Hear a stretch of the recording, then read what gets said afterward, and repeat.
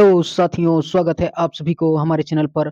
तो साथियों, आज की क्लास में हम बिहार बोर्ड एग्जाम 2026 के लिए क्लास ट्वेल्थ हिस्ट्री का जो है टॉप 15 जो है मिक्स सब्जेक्टिव का जो है पार्ट 3 सेशन को जो है आज के सेशन में हल करेंगे। और इसका पीडीएफ आप लोग को वीडियो के डिस्क्रिप्शन लिंक में मिल जाएगा, वहां से पीडीएफ डाउनलोड करके इन सभी क्वेश्चनों को जो है याद कर लीजिएगा।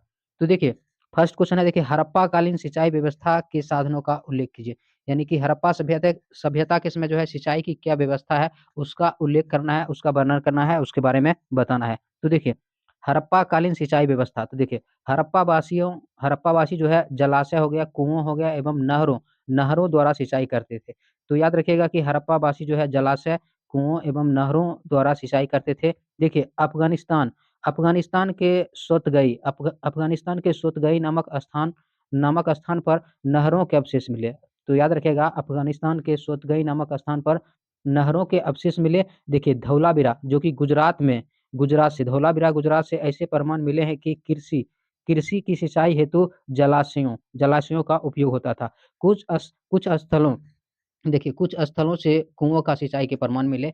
तो इसलिए आप लोग याद रखिएगा, वासी जो है सिंचाई के लिए जो है हड़प्पा वासी जलाशय, कुओं एवं नहरों द्वारा सिंचाई करते थे। ठीक है, अवशेष कहाँ मिले? तो देखिए, अफगानिस्तान के सोतगई नामक स्थान पर नहरों के अवशेष मिले। और धौलावीरा गुजरात से ऐसे प्रमाण मिले हैं कि कृषि की सिंचाई हेतु जलाशयों का उपयोग होता था। और याद रखिएगा, कुछ स्थलों से कुओं द्वारा जो है सिंचाई के प्रमाण मिले। तो ये क्वेश्चन काफी इंपॉर्टेंट क्वेश्चन है, लेसन 1 का, आप लोग याद रखिएगा। नेक्स्ट क्वेश्चन है, देखिए इतिहास लिखने में अभिलेखों का क्या महत्व है? तो इतिहास को लिखने में अभिलेखों का क्या महत्व है? तो देखिए, इतिहास लिखने में अभिलेखों का बहुत महत्व है, जो इस प्रकार है।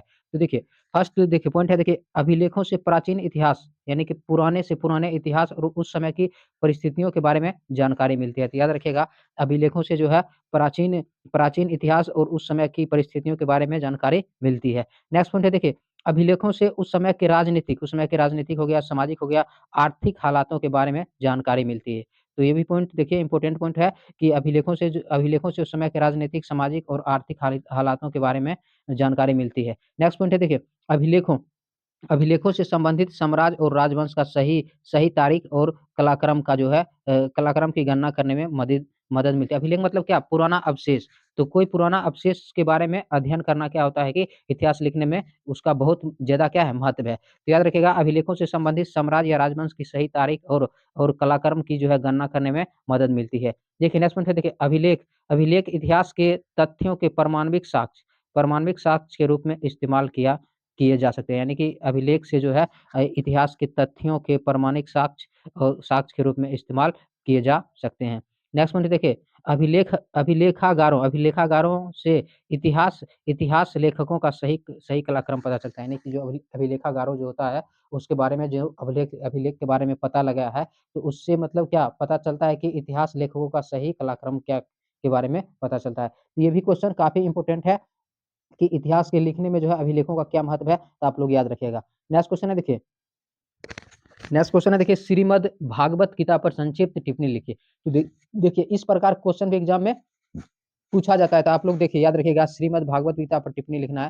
तो देखिए, भागवत गीता महाभारत में दर्ज एक प्रकरण है। ठीक है, तो याद रखिएगा, भागवत गीता जो है महाभारत में दर्ज एक प्रकरण है, जो प्राचीन भारत का संस्कृत संस्कृत महाकाव्य है। यानी कि प्राचीन भारत का पुराने समय समय का जो है एक संस्कृत में लिखा गया क्या है, महाकाव्य है। देखिए, यह हिंदू धर्म के एक प्रभावशाली धार्मिक ग्रंथ है। तो याद रखिएगा, भागवत गीता जो है वह जो है हिंदू धर्म के एक प्रभावशाली धार्मिक ग्रंथ है, जो रोज राजकुमार अर्जुन यानी कि राजकुमार अर्जुन और हिंदू देवता विष्णु के अवतार यानी भगवान विष्णु के अवतार कृष्ण के बीच संवाद का रूप लेता है। यानी कि भगवान कृष्ण जो है राजकुमार अर्जुन को जो उपदेश देते हैं, तो उसके बीच बातचीत के रूप में जो बताया गया है, तो उसी को क्या कहते हैं, उसी को जो है श्रीमद् भागवत गीता कहते हैं। ठीक है, याद रखिएगा कि जो राजकुमार अर्जुन और हिंदू देवता विष्णु के अवतार भगवान विष्णु के अवतार कृष्ण के बीच संवाद का रूप लेता है। यानी कि उनके बीच जो बातचीत हुआ है, उसके बारे में उस भागवत गीता में बताया गया है। देखिए, इसकी रचना संभवतः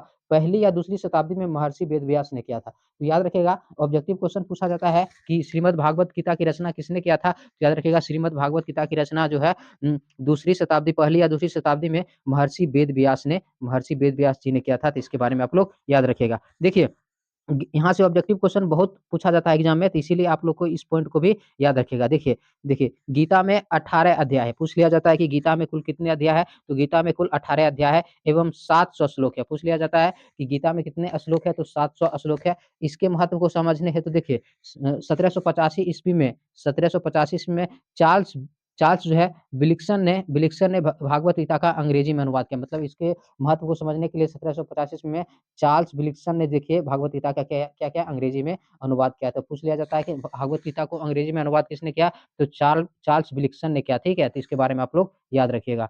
नेक्स्ट क्वेश्चन है, आपके अनुसार स्त्री पुरुष संघ में क्यों जाते थे, तो मतलब स्त्री और पुरुष संघ में क्यों जाते थे। देखिए तो स्त्री एवं पुरुष संघ में मूलतः दो कारणों से जाते थे, निम्नतः दो कारणों से जाते थे। देखिए पहला कारण है कि बौद्ध बौद्ध धर्म ग्रंथों का गहन अध्ययन कर जो है तदनुसार आचरण करने, मतलब जो बौद्ध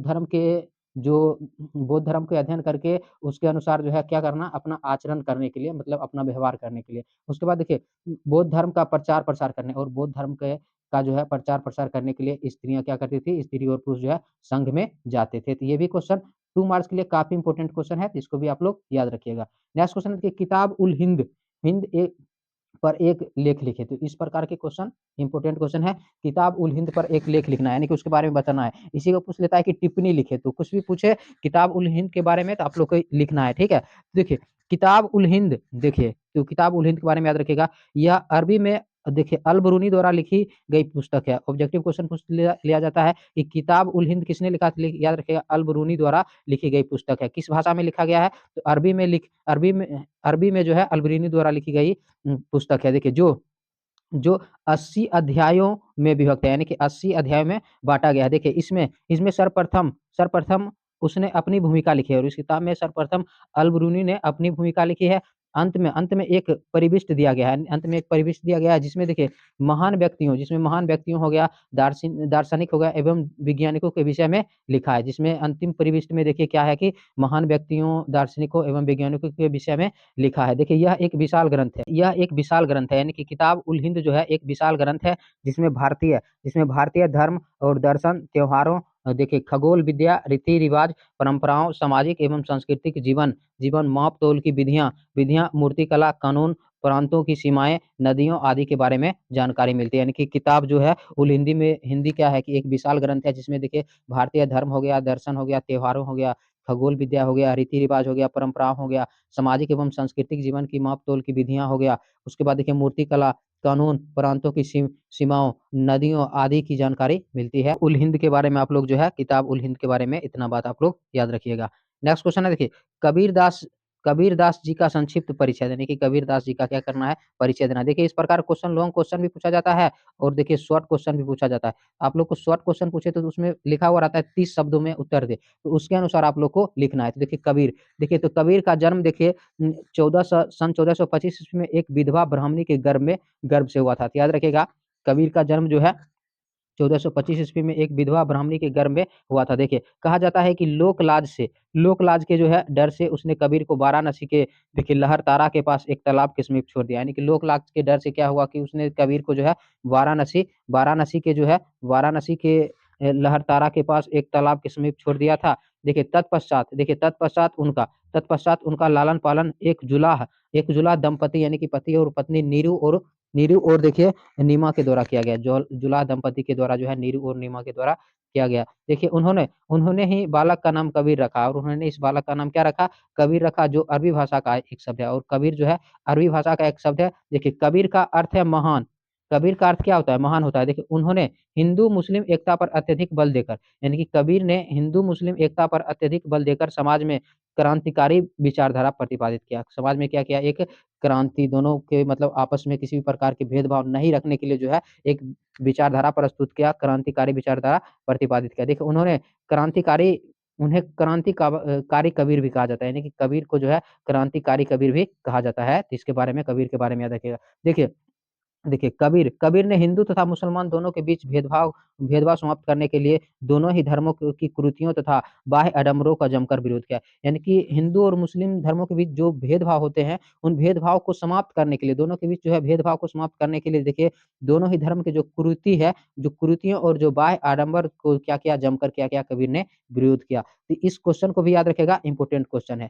इंपॉर्टेंट क्वेश्चन है, आप लोग याद रखिएगा। नेक्स्ट क्वेश्चन है देखिए, विजयनगर की स्थापत्य कला की विशेषताओं का वर्णन करें। यानी कि विजयनगर साम्राज्य की जो स्थापत्य कला है, कलाकृति जो है, उसके बारे में क्या करना है, वर्णन करना है। तो देखिए विजयनगर स्थापत्य शैली में देखिए चोल, चालुक्य, पल्लव तथा होयसल शैली का शिक्षण मिलता है। तो याद रखिएगा विजयनगर स्थापत्य शैली में देखिए चोल राजवंश जो है, चालुक्य हो गया, पल्लव हो गया, होयसल शैली का जो है प्रशिक्षण मिलता है। देखिए विट्ठल स्वामी जो है मंदिर, विट्ठल स्वामी मंदिर, विरूपाक्ष मंदिर इस शैली का महत्वपूर्ण उदाहरण है। क्वेश्चन पूछ लेता है कि विजयनगर शैली के जो है 2 मंदिरों का नाम लिखे, तो याद रखिएगा विट्ठल स्वामी मंदिर, विरूपाक्ष मंदिर इस शैली के 2 महत्वपूर्ण उदाहरण है। देखिए इनमें इनमें ग्रेनाइट पत्थरों के साथ-साथ देखिए शिल्प कला में सेलखड़ी पत्थरों का उपयोग किया गया है। यानी कि इस मंदिर में देखिए ग्रेनाइट पत्थर के साथ-साथ देखिए शिल्प कला में देखिए सेलखड़ी पत्थरों का उपयोग किया गया है। देखिए स्तंभों को जानवरों तथा पौराणिक हिंदू कथाओं से सजाया गया है। यानी कि जो स्तंभ है, उस स्तंभों को देखिए जानवरों तथा पौराणिक हिंदू कथाओं से सजाया गया है। देखिए मंडप चबूतरे पर बने हैं, और मंडप कहाँ बने हैं? मंडप जो है चबूतरे पर बने हैं, तथा देखिए मंदिर मंदिर में भव्य गोपुरम यानी कि प्रवेश द्वार भी है। और मंदिर में देखिए भव्य जो है गोपुरम यानी कि प्रवेश द्वार भी है। तो इस ये जो है विजयनगर की स्थापित कला की विशेषताओं के बारे में आप लोग याद रखिएगा। नेक्स्ट क्वेश्चन देखिए, अकबर को राष्ट्रीय शासक क्यों कहा जाता है? देखिए ये क्वेश्चन देखिए शॉर्ट क्वेश्चन और लॉन्ग क्वेश्चन दोनों पूछा जाता है। लॉन्ग हो गया, शॉर्ट। तो आप लोग को बता दें कि शॉर्ट अगर पूछेगा तो 30 शब्द में उत्तर देना है, अगर लॉन्ग पूछेगा तो आप लोग को लिखना है, ठीक है? लॉन्ग क्वेश्चन को भाषा में लिखा जाता है 200 शब्दों में। देखिए अकबर के राष्ट्रीय शासक क्यों कहा जाता है? तो देखिए अकबर को राष्ट्रीय शासक इसलिए कहा जाता है, देखिए क्योंकि अकबर ने देखिए अपने समय में भारत के एक बड़े भूभाग पर शासन किया। तो याद रखिएगा अकबर ने अपने समय में देखिए भारत के एक बड़े भूभाग पर शासन किया। देखिए अकबर के जो है सम्राट बनने के बाद ना केवल अपनी अपनी स्थिति को सुदृढ़ बनाया, यानी कि अपनी स्थिति को सुधारा, बल्कि उसने अपने साम्राज्य का विस्तार भी किया। और अकबर ने क्या किया? अपने साम्राज्य का विस्तार भी किया। तो याद रखिएगा अकबर को राष्ट्रीय शासक इसलिए कहा जाता है क्योंकि अकबर ने अपने समय में भारत के एक बड़े भूभाग पर शासन किया। उसके बाद देखिए अकबर ने सम्राट बनने के बाद न केवल अपनी स्थिति को सुदृढ़ बनाया, बल्कि उसने अपने साम्राज्य का विस्तार भी किया। देखिए उसके बाद देखिए जब जब अकबर का पिता हुमायूँ हुमायूँ मृत्यु को प्राप्त हुआ था, तो देखिए अकबर के पिता कौन था? हुमायूँ मृत्यु को प्राप्त हुआ था, तब अकबर अल्प आयु था, तब मतलब अकबर जो है छोटा था। और देखिए बैरम खां उनकी देखरेख में अकबर ने राजगद्दी संभाली, यानी कि बैरम खां की देखरेख में उसने राजगद्दी संभाली। देखिए धीरे-धीरे अपने कुशल नेतृत्व, यानी कि धीरे-धीरे अपने जो है कुशल नेतृत्व से देखिए अकबर ने राज्य का संगठन किया। राज्य का क्या किया? संगठन किया, और अपने साम्राज्य का विस्तार करना आरंभ कर दिया। देखिए उसके बाद देखिए अकबर के सर्वधर्म संभव की नीति अपनाई, और अकबर ने मतलब धर्म को यानी कि सभी धर्मों के सम्मान देने की नीति को अपनाई, और इस्लाम धर्म के अलावा अन्य धर्मों के प्रति भी उत्तरवादी नीति अपनाई। और उन्होंने इस्लाम धर्म के अलावा जो है अन्य धर्मों के प्रति भी उदारवादी नीति उदारवादी नीति अपनाई। देखिए अकबर ने हिंदू धर्म और मुस्लिम धर्म धर्म की जो है कुछ कुछ संयुक्त बातों को मिलाकर अपना धर्म, स्वयं का धर्म दीन ए इलाही भी चलाया। तो याद रखिएगा पूछा जाता है ऑब्जेक्टिव क्वेश्चन कि दीन ए इलाही धर्म किसने चलाया? तो याद रखिएगा अकबर ने। और दीन ए इलाही में देखिए अकबर ने हिंदू और मुस्लिम धर्म की जो है कुछ संयुक्त बातों को मिलाकर एक धर्म बनाया, जिसका नाम क्या हुआ? दीन ए इलाही धर्म उसका नाम हुआ, ठीक है? तो इसके बारे में याद रखिएगा कि दीन ए इलाही धर्म की स्थापना किसने किया? अकबर ने किया। उसके बाद देखिए अकबर के नवरत्नों में लगभग 4 नवरत्न हिंदू थे। तो याद रखिएगा अकबर के नवरत्न में लगभग 4 नवरत्न हिंदू थे। अकबर के दरबार में भी अनेक हिंदू उच्च पदों पर आसीन थे। तो याद रखिएगा अकबर के दरबार में भी अनेक हिंदू उच्च पदों पर आसीन थे, जिनमें देखिए बीरबल हो गया, मानसिंह हो गया, टोडरमल आदि प्रमुख है। और उनमें से क्या हुआ? बीरबल, मानसिंह, टोडरमल आदि प्रमुख है। देखिए इसी कारण हर वर्ग, हर क्षेत्र में उसका साम्राज्य बढ़ता गया। इसी कारण क्या हुआ कि अकबर का जो साम्राज्य हो गया, हर धर्म और देखिए हर वर्ग और हर क्षेत्र में उसका साम्राज्य बढ़ता गया। देखिए अपने समय में सभी धर्मों का समान भाव लेकर हिंदू संस्कृति को भी अपना अपना लिया था। और उसने क्या किया कि अपने समय में देखिए अपने समय में देखिए सभी धर्मों को सम्मान भाव लेकर हिंदू संस्कृति को भी अपना लिया था। देखिए अकबर के समय हिंदू धर्म और उसकी संस्कृति के उदारता देखिए उदारता की नीति अपनाई गई। इसी कारण अपने समय में अकबर हिंदू जनता के सहज रूप स्वीकार हो गया। देखिए अकबर ने अपने साम्राज्य के देखिए सभी क्षेत्रों को एकता के सूत्र में पिरो दिया, यानी कि अपने साम्राज्य के सभी क्षेत्रों को एकता के सूत्र में पिरो दिया, मतलब क्या बांध दिया था। देखिए यही कारण है कि अकबर को एक राष्ट्रीय शासक कहा जाता है और इसी कारण अकबर को क्या कहा जाता है, राष्ट्रीय शासक कहा जाता है। तो क्वेश्चन भी है कि अकबर को राष्ट्रीय शासक क्यों कहा जाता है, और लॉन्ग क्वेश्चन शॉर्ट क्वेश्चन दोनों पूछा जाता है इस क्वेश्चन को, तो आप लोग निश्चित रूप से याद रखिएगा। इसका पीडीएफ आप लोग को वीडियो की डिस्क्रिप्शन लिंक पे मिल जाएगा, वहां से डाउनलोड कर लीजिएगा। नेक्स्ट क्वेश्चन है देखिए, जमींदार लोग अपनी जमींदारी पर किस प्रकार नियंत्रण बनाए रखते थे, यानी कि जो जमींदार लोग थे वो अपने जमीन पर जो है किस प्रकार नियंत्रण बनाए रखते थे। तो देखिए जमींदार वास्तव में देखिए राजस्व एकत्रित करने वाला अधिकारी था। तो याद रखिएगा जमींदार जो है वास्तव में राजस्व एकत्रित करने वाला अधिकारी होता था, जिसके जिसके अधीन बृहद इलाका या क्षेत्र अथवा पूरा जिला होता था। यानी कि जमींदार के अंतर्गत देखिए अधीन यानी कि अंतर्गत देखिए बृहद इलाका, बहुत बड़ा इलाका या क्षेत्र आता था या पूरा जिला आता था, वे अपनी सीमाएं रखते थे और जमींदार क्या करते थे, अपनी सीमाएं रखते थे। देखिए जमींदार राजस्व एकत्रित करने के लिए अधिकार के आधार पर अपनी जमींदार को बनाए रखता था, यानी कि अधिकार के आधार पर अपने जमींदारी को जो है बनाए रखता था। तो इस प्रकार याद रखिएगा कि जमींदार वास्तव में राजस्व एकत्रित करने वाला अधिकारी होता था, जिसके जिसके अधीन बृहद इलाका या क्षेत्र अथवा पूरा जिला होता था। देखिए ये अपनी सेनाएं रखते थे और देखिए जमींदार राजस्व एकत्रित करने के अधिकार के आधार पर जो है अपनी जमींदारी को बनाए रखता था। तो इसके बारे में याद रखिएगा।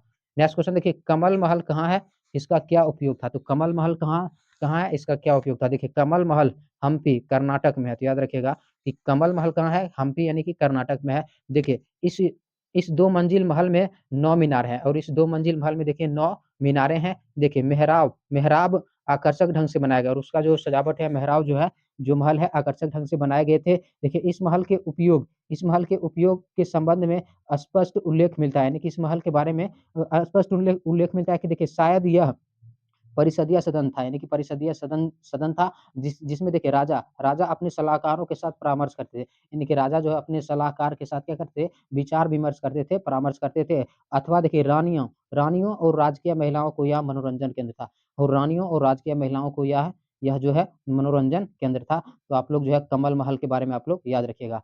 नेक्स्ट क्वेश्चन है देखिए, 1857 की क्रांति का प्रभाव को लिखिए। तो 1857 की क्रांति का प्रभाव को लिखना है। देखिए भारत में ईस्ट इंडिया कंपनी के शासन का अंत हो गया, यानी कि 1857 की क्रांति के प्रभाव के फलस्वरूप क्या हुआ कि भारत में देखिए ईस्ट इंडिया कंपनी के शासन का क्या हो गया, अंत हो गया। अब भारत का शासन इंग्लैंड के ताज ने ग्रहण कर लिया और उस समय क्या हुआ कि भारत का शासन जो है इंग्लैंड के ताज ने ग्रहण कर लिया था। ठीक है, ईस्ट इंडिया कंपनी का अंत हो गया और भारत का जो है शासन इंग्लैंड के ताज ने ग्रहण कर लिया।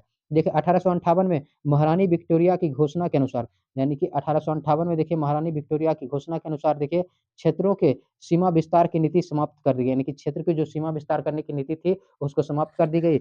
अब देखिए अब प्रादेशिक विस्तार के स्थान पर आर्थिक शोषण का युग आरंभ हुआ, यानी कि प्रदेश को विस्तार करना छोड़कर जो है आर्थिक शोषण, यानी कि लोगों को क्या करने, शोषण करने का युग आरंभ हुआ। और देखिए अंग्रेजों ने हिंदू मुस्लिम एकता तोड़ने के लिए फूट डालो एवं राज करो की नीति अपनाई।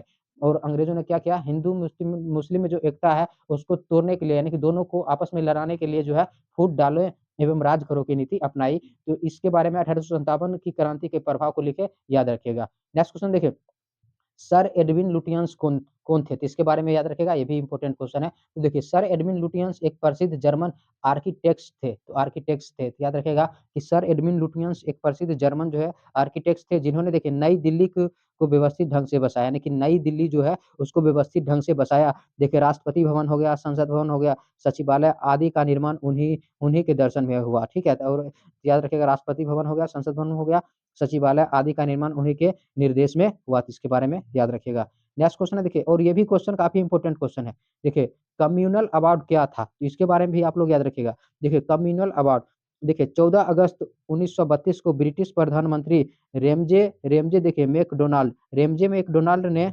देखिए यहाँ पर डबल बार लिखा हुआ है, तो याद रखिएगा रेमजे मैकडोनाल्ड ने कम्युनल अवार्ड या देखिए सांप्रदायिक प्रचंड की घोषणा किया, यानी कि कम्युनल अवार्ड को देखिए सांप्रदायिक प्रचंड भी कहते हैं, प्रचंड भी कहते हैं। याद रखिएगा कि 14 अगस्त 1932 को ब्रिटिश प्रधानमंत्री रेमजे मैकडोनाल्ड ने कम्युनल अवार्ड या सांप्रदायिक पहचान की घोषणा किया। देखिए देखिए इस अवार्ड के अनुसार द्वितीय गोलमेज मेलज सम्मेलन में, यानी कि जो द्वितीय गोलमेज सम्मेलन हुआ, तो द्वितीय गोलमेज सम्मेलन में सांप्रदायिक समस्याओं को हल करने में भारतीय असफल रहे। यानी कि इस अवार्ड में बताया गया, इसमें बताया गया कि जो द्वितीय गोलमेज सम्मेलन के समय जो सांप्रदायिक जो समस्या हुआ, उस समस्या को हल करने में देखिए भारतीय जो है असफल रहे। इसलिए सरकार इस समस्या का क्या करेगी, समाधान करेगी। देखिए इस घोषणा में मुसलमानों, सिखों, भारतीय ईसाइयों आदियों को पृथक प्रतिनिधित्व दिया गया था। यानी कि अलग जो है प्रतिनिधित्व दिया गया था, मुसलमानों, सिखों, भारतीय ईसाइयों को जो है अलग जो है प्रतिनिधित्व दिया गया था। तो इसके बारे में कम्युनल अवार्ड के बारे में